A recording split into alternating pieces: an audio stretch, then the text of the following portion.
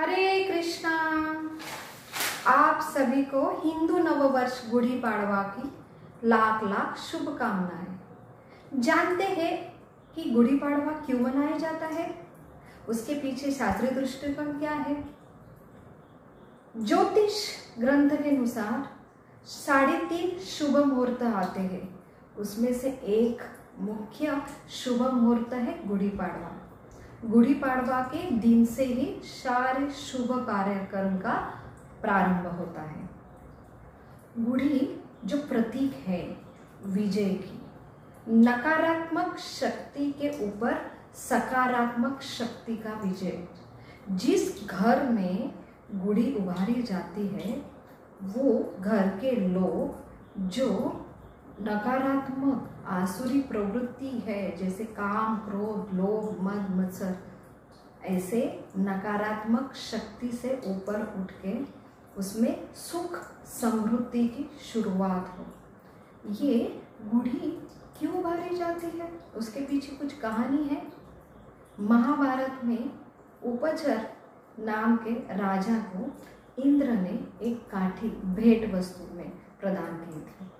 इंद्र के सम्मान हेतु ये राजा ने ये काठी वस्त्र से सुशोभित करके जमीन में गोई थी और उसके दूसरे दिन उसकी विधिवत पूजा की थी। राजा का अनुकरण करते हेतु सारे प्रजा ने ये काठी के अलग अलग ऊपर वस्त्र, उसके ऊपर हार और कलश रख के उनकी विधिवत पूजा की। ये दिन था हिंदू वर्ष का प्रथम दिन।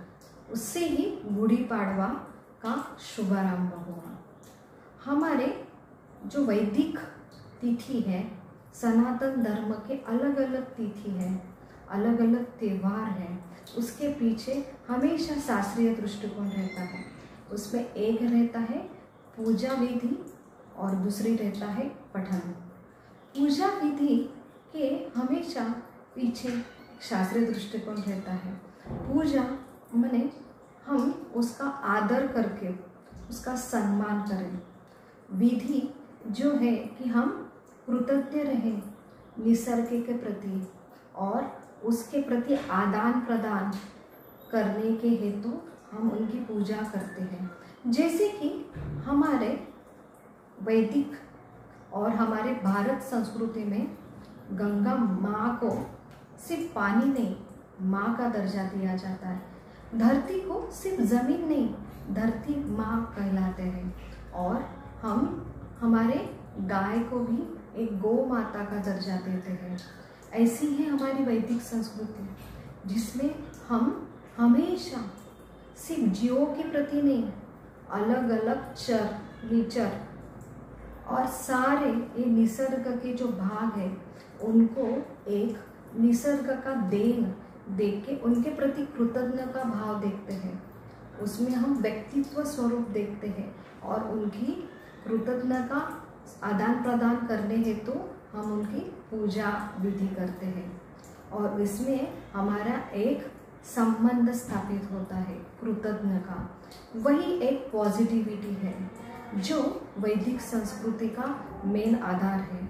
हम आज जो वैदिक संस्कृति बिना समझे इसके प्रति हम नैराश्य का भाव है, या हम उसका सही तरह से पालन नहीं करते, या श्रद्धा हमारा कम हो रहा है, ये हम पाश्चात्य देश का अनुकरण कर रहे हैं, जहाँ पे सिर्फ माँ अपनी जो जन्मजात है उससे ही रिलेशन दिया जाता है।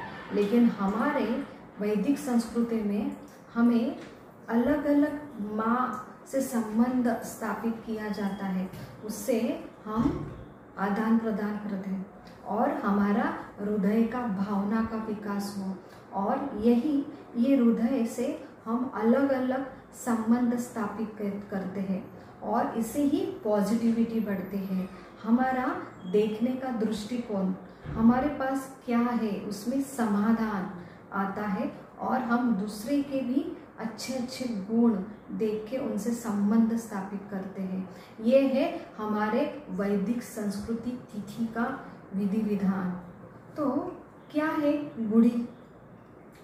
और गुड़ी का मेन है कि हम एक विजय चिन्ह है। जैसे ही प्रभु रामचंद्र जब अयोध्या में 14 साल का वनवास समाप्त करते, उनका जब आगमन हुआ तो सारे अयोध्यावासी एक उत्साह के रूप में ये गुड़ी उन्होंने अपने अपने घर पे उभारी थी। ये चिन्ह है एक उत्साह का, नवीन समृद्धि का, आनंद का। इसलिए ये जगत का नियम है, असत या तमस, उसके ऊपर हम ये विधि विधानों द्वारा असत से सत तक, तमस तक, ज्योतिर तक हमारा प्रवास, हमें आखिरी में मृत्यु से अमृत तक, जैसे ये मृत्यु में संसार से अमृत में हमें अमरत्व प्रदान करे, जो है हमारा सही प्रवास वैदिक संस्कृति का। तो आज चैत्र मास की प्रतिपदा प्रथम दिन, वो आज प्रथम दिन नवरात्र उत्सव का भी मनाया जाता है।